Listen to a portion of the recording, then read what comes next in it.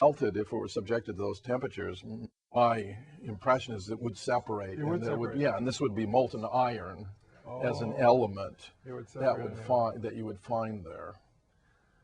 So much for that theory. Okay. But the fact is that the very existence of the molten metal for weeks thereafter is a very telling clue. well, actually suspicious phenomenon for several reasons. Okay, one is that the evidence that's been offered to support it includes some photographs that appear to have been faked. For example, there's one of several workers who are peering into a cavern, and you see the molten metal glowing.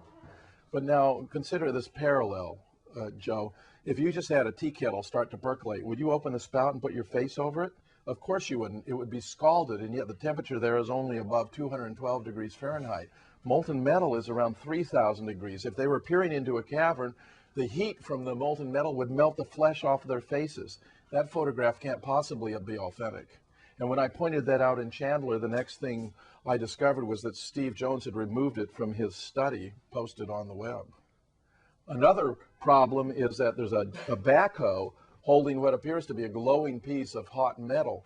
And Judy Wood has pointed out to me that since steel is a very good thermal conductor, but also expands when heated, if this were a chunk of molten metal, then it would expand the steel and make it inoperable. The hydraulics wouldn't work. Okay. Yet a third line is the claim that this kind of mist over the area of destruction was supposed to have been some sort of steam from the molten or heat from the molten metal.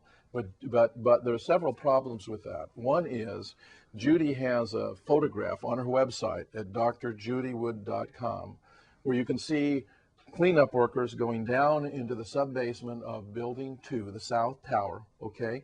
They're walking around. There are pools of water. The water isn't percolating, it isn't boiling, and they're able to walk around and their boots aren't melting, and yet this is a contraindication that there should be these massive pools of molten metal. And get this is also a wonderful discovery by Judy. Some days, within a week after the 9/11, there was a rather substantial rainstorm. Now, if rain is coming down on that molten metal, then you ought to have a tremendous amount of steam generated or produced, and yet it's perfectly clear. What the rain has done is actually to tamp down the residue, this kind of mist, for which I submit the molten metal was probably intended to be a cover story, because this mist appears to be the residue from the demolecularization of the materials of which the buildings were made, a phenomenon that raises serious questions about what actually happened there unless you have a way to explain it away. You know, that is pretty heavy. That here we had the molten metal as proof that the official story was wrong, but then it doesn't fit in with the exotic weapon theory. But before the exotic weapon theory, what I found comfort in that molten, which I wanted to keep saying, wasn't just steel, but iron. And then the question was, well, steel goes into iron plus carbon when it melts anyhow, so don't get hung up in that, Joe. But where I was going was that the thermite reaction or the thermate reaction, both of them, if you just look at the chemistry, you know, with the arrow, and it goes from iron oxide to iron. So there is a byproduct of iron in the chemical reaction of thermite. Thermite, what it does is it achieves temperatures of 5,000 degrees Fahrenheit, which vaporizes the steel beams, and that's how cutting charges work. They vaporize steel at 5,000 degrees. Now, the steel that goes to 5,000, that is vaporized, and then there's some of it that's just liquefied, but a lot of what gets liquefied is the thermite itself. So there would be all this 5,000 degree iron that would accumulate like little rivulets and gather together. And so well, mind you, there may have been very high temperatures involved. There may have been. Some of the residue, for example, found at Building 17 at JFK contains these asteroid-like configurations that are compressions of floors together. Now you can see rebar in it, Joe, which suggests that this may be more from pressure impact than from temperature, because you'd presume that the rebar would have melted if these were fantastically hot temperatures. On the other hand, you see some main support beams that are folded like limp spaghetti. And that surely did require some unusual form of energy to bring about that effect. But listen to this, Joe. This will be quite striking. One of StevenJones's strongest arguments for thermite is this seeming waterfall coming from the 80th floor, Right. okay? Now, I have looked at that, and that waterfall coming from the 80th floor in some photographs is coming from the third groove over, in other photographs from the fourth groove over, but most importantly, it's not randomly distributed. It appears to be a very isolated phenomenon on the 80th floor. Now, he has wanted to maintain that it must be iron or molten steel, right, from the thermite. Judy Wood, an student of hers, however, suggested that if it were aluminum, it would look very similar. But yet another student of the case has offered the hypothesis, for which he appears to have substantiation, that Fuji Bank occupied that floor, that they had a huge array of batteries on that floor in case the electricity failed so they could support their bank records. And of course, lead has a much lower melting point than steel, and therefore could well have been the source of those waterfalls. Now, the fact is, this is all inconclusive. In other words, all of the evidence that has been offered in substantiation for thermite is largely conjectural. And although StevenJones talks about hard evidence, the one who appears to be actually trading in it is Judy Wood. And this is in a way not surprising, Joe. Steve Wood is a physicist. He's done work on cold fusion. He's done work on subatomic particles. Well, you know, actually, I think you said Steve Wood. StevenJones Okay. is a physicist. Right. He's done work on cold fusion and subatomic particle behavior, but he is not an expert in structural engineering. He's not an expert in applied physics. He's not an expert in material structure science. In all three areas, Judy Wood has qualifications and credentials, which is part and parcel of why actually her expertise overwhelmingly exceeds his. There's been a very strange anti-intellectual attitude in the research community, especially toward Judy Wood, for advancing the hypothesis that some sort of high-tech directed energy weapon, almost certainly one that has emerged from the Star Wars research program that Ronald Reagan initiated, where a lot of experiments involving lasers, masers, and all this kind of stuff has come forward, and where she's now added to her website whole inventories of types of weapons of these kinds. Okay. Let me ask this question. Could there have been exotic new explosives that operated like conventional explosive, but they were just more energetic? And so what we needed was a question of how could these explosives be that well distributed among the whole building? Well, this is very interesting because the latest possibility Judy's been exploring, and frankly, we do not know how this was done. We know the government's account is provably false. And for kinds of reasons I've been suggesting, conventional explosives don't appear to be capable of accounting for the evidence. But the possibility you raise is extremely interesting because there's something known as antimatter, which in very minuscule amounts produces enormous volumes, quantities of energy. So that antimatter might possibly have been involved here. And if so, this would be from the deepest, darkest recesses of the military-industrial research complex.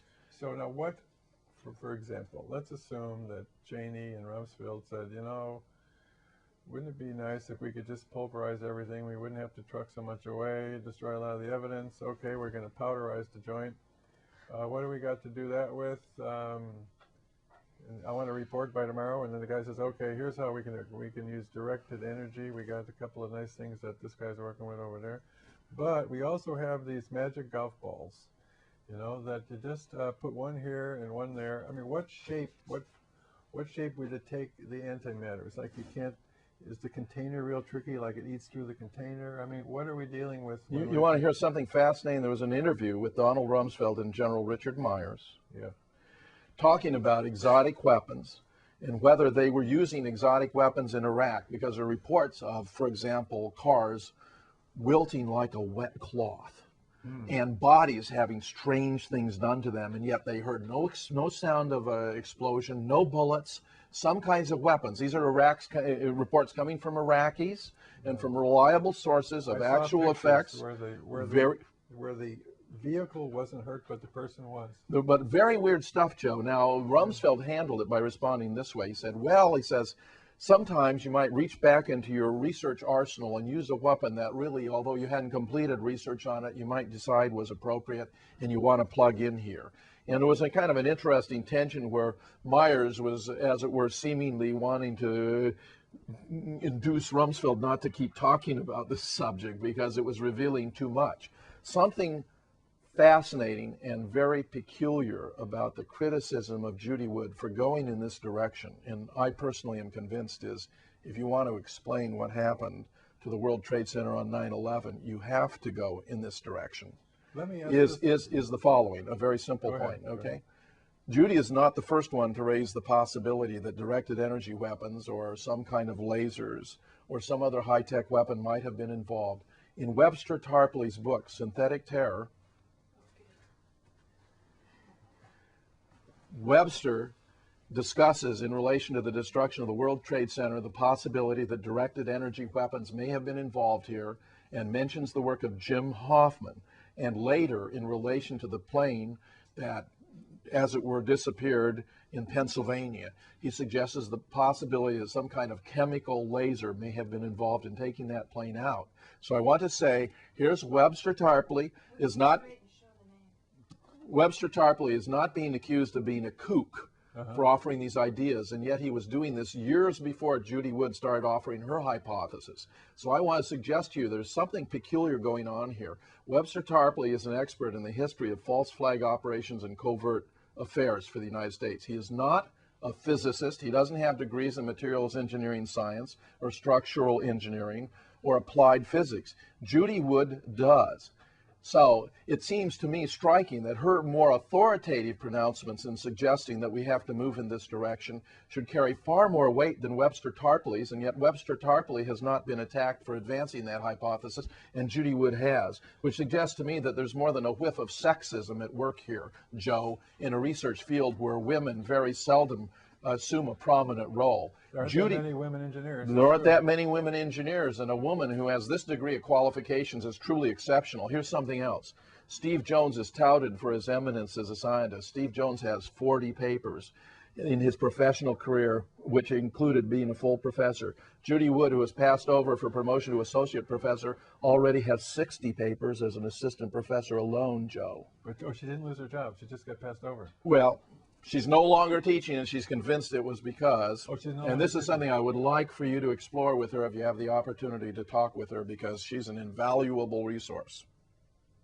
And she can tell you lots of things about what's going on in the 9/11 research community. I've never seen anyone more gifted in sorting things out than Judy Wood.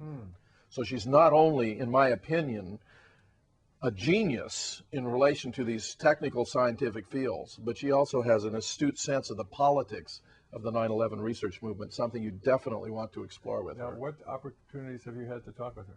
Oh, innumerable. Judy and I frequently talk, often as often as once a day, for example. I've interviewed her repeatedly on my radio talk show, the Dynamic Duo. My first interview with Judy, or it was actually not my first, but one that occurred on 11 September from Tucson, was one that stirred up a great deal of concern.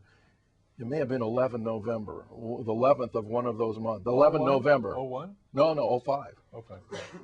06, okay. Just this last November, was one where I had become increasingly convinced that Steve's approach was unlikely to pan out. From December of 2005, when I invited him to join me as co-chair of Scholars for 9/11 Truth, to mid-June, the time we got to the American Scholars Conference that Alex Jones organized. This is the one that was picked up by C-SPAN, where he had 4 members of scholars, Steve Jones, Bob Bowman, Webster Tarpley, and me, on a panel that Alex Jones was moderating, that C-SPAN would subsequently broadcast 7 times and essentially blow the lid open on 9/11 and legitimize public discussion, okay? Nothing had happened in terms of his research program. He was saying the same things in June he'd been saying back in December. It spawned no new research, no new experiments, no new findings. He was still talking about getting additional verification from other universities. He was still talking about a single dust sample. There have been very extensive studies of the dust that involve multiple dust samples, and yet Steve was emphasizing one. In one of his research papers, Joe, and this is astounding to me, he has a diagram I could show you that plots the alleged trajectory of this dust from like the 80th floor of the South Tower into this woman's apartment. Now, I must tell you, Joe, dust is origin non-specific. How can you tell from a sample of dust where in the world it possibly came from? And yet StevenJones had a diagram purporting to show the trajectory of this particular sample of dust. I say that's a bit of a stretch. Now, what in technical language is going on here is something that Imre Lakatos, a brilliant Hungarian philosopher of science, has described as a degenerating research program. It's not spawning new findings, it's not generating new results, it's not expanding its scope of application with regard to the phenomena. And I became convinced by mid-June that it wasn't going anywhere. And therefore, at that point in time, I no longer even mentioned thermite. See, if you think you know how it actually happened, like thermite, then you don't need to bother with the melting point of steel or the highest temperature of jet-based fuel fire or the time of collapse, because you think you already know the answer, Joe.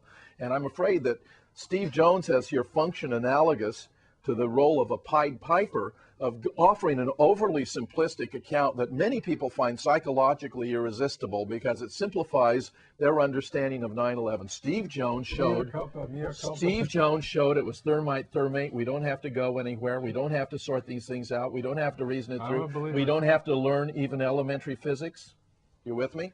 So I say by June, I no longer believe in Steve. And by the time I got to Judy's website and discovered all of her studies showing the massiveness of the pulverization, the extent of the devastation to the World Trade Center as a totality, the fact, and this is more important now in terms of why they had to pulverize the Twin Towers, Joe, the fact that the bathtub within which these structures were erected had not been shattered. If the bathtub had been shattered, then the Hudson River water would have flooded the area. It would have undermined the foundations of other buildings in Lower Manhattan. It would have gone into the subways and the PATH train tunnels. Can you imagine if all of Lower Manhattan were flooded at the subbasement level, Joe? So they had to thwart that. If those buildings, which weighed 500,000 tons, had collapsed in their entirety, there's no possibility that the bathtub could have remained intact. And that flooding would have taken place, and the damage would have been immense. It would have cost hundreds of billions of dollars to clean it up, and it would have taken months and months and months.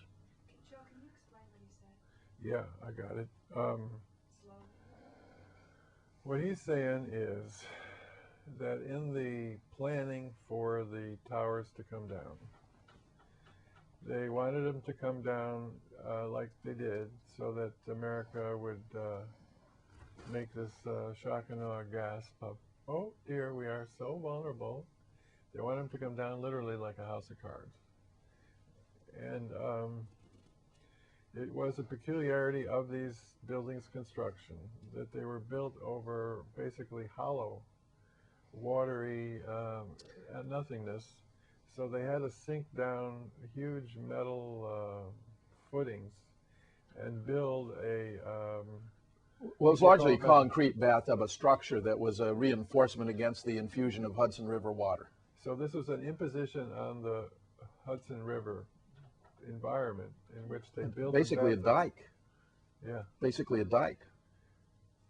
So if the building had just tumbled down the full weight and force of it, that would have ruptured the hermetic seal between the concrete and the Hudson. That's right. And would have blown the dike, and there would have been peril on Wall Street. The stock market might still be closed today. No. It would have flooded the subways and the PATH train tunnels, Joe. It would have been one hell of a mess. But it might have happened. I mean, they weren't going to rule it out. Listen to this. Listen to this. That bathtub is so sensitive. You don't understand. Okay. Well, what I want to know is to go into. We also should go back to the Willie Rodriguez sixth basement explosion too. That appears to have been intended to dislodge the core columns from the bedrock. But the problem with that idea, I have to say, is that let's assume it went off properly, and that might not have been true. You know, they screwed up and it didn't happen like they wanted it. But what they needed to do was not just to blow a couple of columns. They needed to knock every one or most of those central core columns, notch them down at least a couple of feet to pop all the connections that it had with the... You still had the 240 external columns, and remember, they're connected by the trusses. So they're artificially supporting the floors now, which are lacking a foundation in the 47 core columns. Right, right. So this is preliminary to what is yet going to come. But the occupants of the building didn't report that kind of phenomenon. They didn't report that all the floors suddenly went down a notch. You know, that didn't actually happen. They pretty much marched out down the stairs as if it was more or less just smoky, but that the structural geometry maintained. Well, what Willie reported was a massive explosion that caused a lot of devastation, and a co-worker came with the skin hanging off of his body. I got that. He had another worker who was in one of there were two in each building, as I understand it, elevators that went the entire length. The others were all staggered. They went 78th floor and the 44th floor. And the one in the bottom of the one elevator had a broken leg. He was unable to get out. But although the government has wanted to suggest jet fuel fell down those elevators and caused this explosion, if that had happened, he would have been killed, but he survived. It didn't happen that way. It's a huge distance for the little bit of jet fuel that remained to have fallen anyhow, and I cannot imagine how it could bring about that kind of result. I got it. It's coming to me now. The question is, what is Judy Wood's explanation for the sixth floor basement popping? Does she have that's a great question to ask Judy. I can't recall that she and I have specifically talked about that point. But it's a good one. I like it. I blurred the issue because we were talking about the bathtub, and here's the sixth. Well, I don't mind because you raised an excellent point about exactly what was going on in relation to the explosion that Craig Furlong and Gordon Ross have established actually did occur before the planes hit the building. Now, here the point I was making is during the cleanup, Building 6, which was only 8 stories high, had this enormous gouge out where all the content of that gouge just simply disappeared. I mean, it's not that it's all compacted; it is gone. It's like, I compare it to surgery, like Joe, yeah, it was like a giant scoop out of the center of the building. I had surgery like in 1983, I lost my right kidney, right? Well, the surgeon extracted the kidney. What happened to Building 6 is very analogous. It's as though the extraction of the core of the building, it's just gone. Now, that's fantastic. But the key point I'm making is this. When they brought down the rest of Building 6, they used cables to pull it down. They had to do it gently because they were apprehensive they might damage the bathtub. So if they were so concerned, if the bathtub was so fragile, they had to bring down the rest of Building 8 with cables. Can you imagine having 500,000-ton buildings collapse on the bathtub? It would have shattered it completely. This, by the way, is another contradiction for some arguments that are made that the bathtub actually was shattered, and because there was water in the path train tunnel, the argument has been made, well, actually it was shattered enough to leak. But if that had happened, and if there had been, this is interesting from several points of view. If it had shattered and that Hudson River water had come in, of course, it would have been overwhelmingly more water. But also, if there had been that molten metal, you would have had the steam explosions from the interaction of the water with the molten metal, right? So an attempt to reconcile those two hypotheses as being true together is indefensible. They can't both be true. They could, however, both be false. And that is what indeed appears to be the case, because the water in the path train tunnel appears to be an accumulation from all the firemen trying to put out the fires using their hoses. That water went somewhere, and as we all know, water has this uncanny way of following the path of least resistance, right? A gravitational trail. Just and like yep, I mean, and think how hard it is, when you're trying to find a leak in your house. It can drive you mad because that water finds its path. That water in the path train tunnel appears to come from the fire hoses. Oh, so, well, all right, while we're talking, all right, you want to hear about bathtub? What we're talking about bathtub is an architectural slang term for a huge concrete reinforced foundation, you can call it. Yeah, but it was hollow. In other words, imagine it could hold water if you poured water into it. But what it's really doing is creating a space for the building to fall into that, well, actually, Suppose I can't say it's not only a bathtub, but one of the walls goes all the way across, and that's the dike. So it's a dike that keeps the water from the south of Manhattan going further north. See, the fear is this building has its sub-basements below water level for the Hudson River. So you got to ensure that the water doesn't pour into it, okay? So they constructed a foundation that was like a bathtub and then put the buildings inside the bathtub. So the bathtub has nothing in it, see? It's like taking a... Keeping Right. water out, exactly. It reverses. Right. It's the opposite of the function you normally think of a bathtub as holding water in. It's to keep water out. So it's a bathtub that serves this But there was water in from the fire hose. right. Well, you saw all the fire trucks and all that. So there's some accumulation, but it was nothing like what would have occurred if the bathtub had actually cracked. Anyhow, just for the record, of all the people I've argued with who denied the 9/11, and I would bang on them and hit, and they'd say, no, I can't believe it.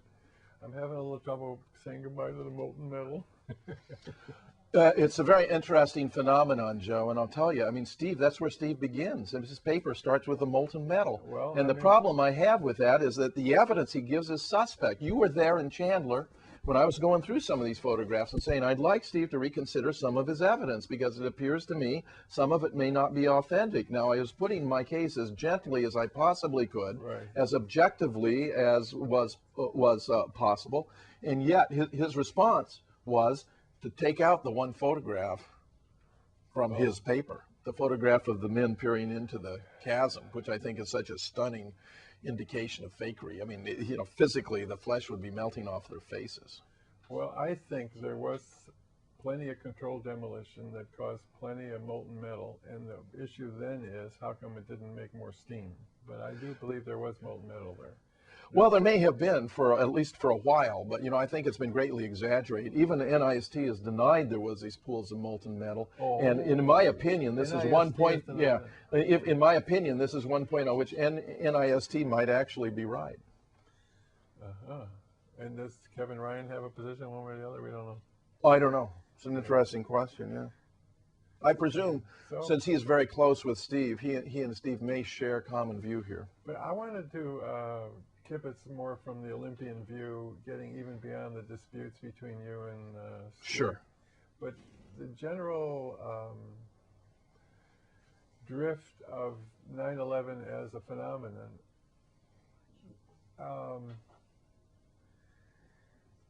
it is, I'm trying to get a handle on it like in terms of Orwell, that we have a public.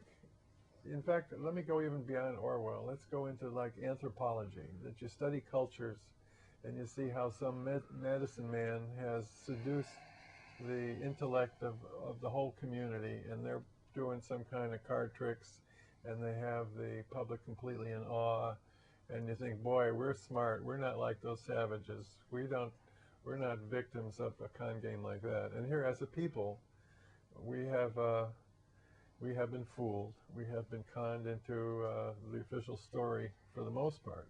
And then we're trying to wake up the American people so that we as a people would say, Cheney and Rumsfeld did it, and they should go to prison. And, you know. Well, let me say several things already. A great deal of forethought was given to the cover-up.